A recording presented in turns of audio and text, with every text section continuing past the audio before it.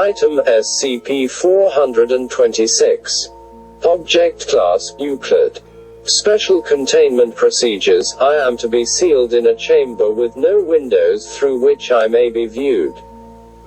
The door to my chamber must have a label completely unrelated to my designation or identity, in order to prevent unintended spread of my primary effect. Only Level 3 and above personnel are to know of my presence, and particularly of my properties.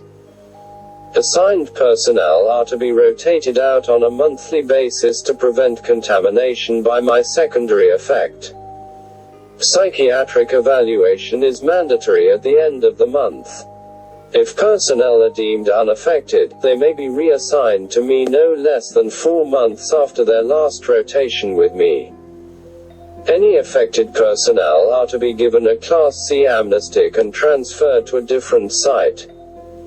Description: Hello, I am SCP-426. I must be introduced this way in order to prevent ambiguity. I am an ordinary toaster, able to toast bread when supplied with electricity. However, when any human being mentions me, they inadvertently refer to me in the first person. Despite all attempts, there is yet to be a way to speak or write about me in the third person. When in my continuous presence for over 2 months, individuals begin to identify themselves as a toaster. Unless forcibly restrained, these people will ultimately harm themselves in their attempts to emulate my standard functions. I was discovered in the home of the unknown family after the gruesome deaths of 3 of its members.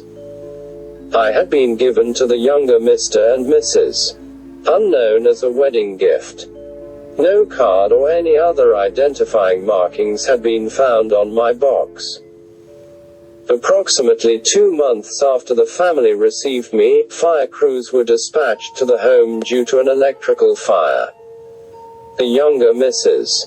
Unknown died from the electric discharge that she had caused when attempting to devour an electric socket. The other 2 victims had died shortly before the fire occurred. The elder Mrs. Unknown had gorged herself with nearly 10 kilograms of bread before her stomach burst and she died of internal bleeding. The younger Mr. Unknown died of severe blood loss after attempting redacted with me.